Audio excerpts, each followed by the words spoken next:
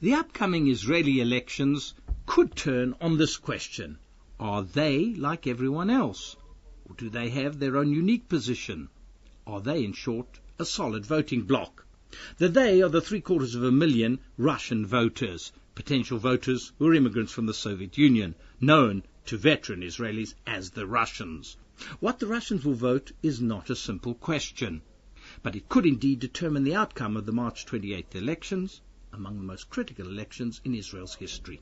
But what a strange election campaign it's proving to be. Only a few short months ago, everyone was convinced that existential questions of borders, peace, conflict would not, for once, be centre stage. Rather, that issues of social neglect and economic inequalities were going to dominate. The Labour Party's choosing of its leader as a man with a social message, the Histadrut trade union leader Amir Peretz, seemed inspired.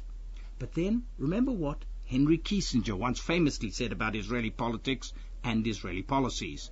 Israel, said the guru, the diplomatic guru of the 70s, has no foreign policy, only domestic politics. In this respect, the Russians are turning out to be as Israeli can be.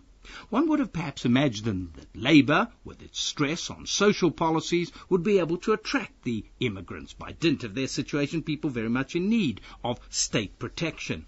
But it's foreign policy that interests them. And it seems that that's going to shape their vote, and that may in turn shape the outcome of this curious election. For what has happened in recent weeks is that relations with the Palestinians, or more accurately, lack of relations with the Palestinians, is again the fulcrum question. It's become so ever since we saw the radical Islamists of Hamas storming to a staggeringly easy triumph in the Palestinian elections.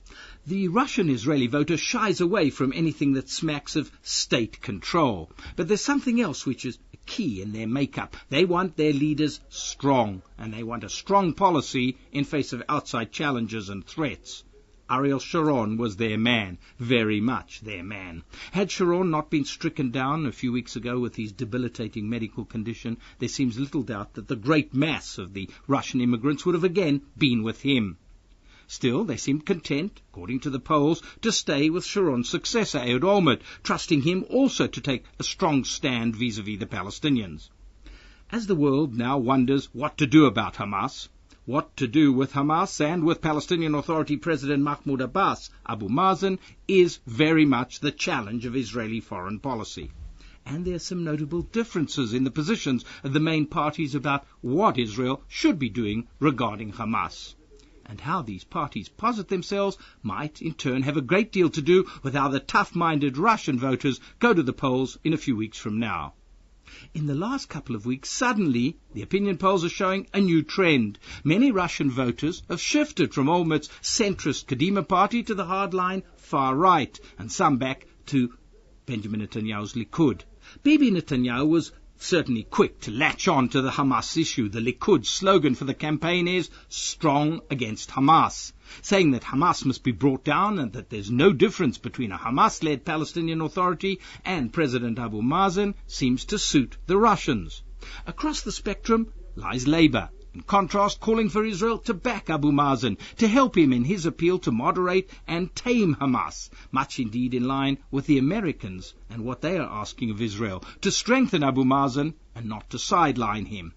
The most interesting position is that adopted by the acting Prime Minister. It had seemed as if Olmert was carefully calibrating his position against tilting too fiercely against Hamas, being prepared rather to let the radical group fall or stand on its own actions.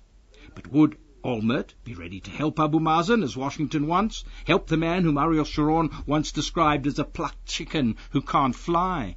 Not a bit of it, seems to be the answer. Irrelevant is how Foreign Minister Tzipi Livni chose to term the Palestinian president. The Palestinian Authority, she explained, is now essentially Hamas-directed. It can't be a two-headed body. Thus Israel will have nothing to do with it or with Abu Mazen, so long as he accepts a Hamas government alongside him. Now, I'm certainly not saying that Olmert's Kadima government or his popular foreign minister have deliberately toughened their stance vis-à-vis Hamas, simply in order to suit the Russian voters. But there is certainly an interesting dovetailing of positions. And there's something else very interesting about the collective Russian vote. For the past decade and a half, ever since they've been a major factor in Israeli elections, they've landed up voting for the winning Prime Minister, Yitzhak Rabin, then Bibi Netanyahu, then Ehud Barak, and then Ariel Sharon. Clearly, their votes do have a major impact. Or is it simply that they read very well what the majority of Israeli voters want from their leadership? Will they be right again this time? Will Olmert's stance convince them that he's tough enough, and not only prior to the election, but beyond it? Will, if he's elected, Olmert's position vis-à-vis the Palestinians continue to satisfy the Russian voters? These are questions most suitable at election time, a time when the Kissinger dictum of domestic policies affecting national policies comes into play. Rightly comes into play, because isn't the interaction of voter desires on one hand and would-be leaders and their policies on the other precisely something one expects to see in a healthy democratic process?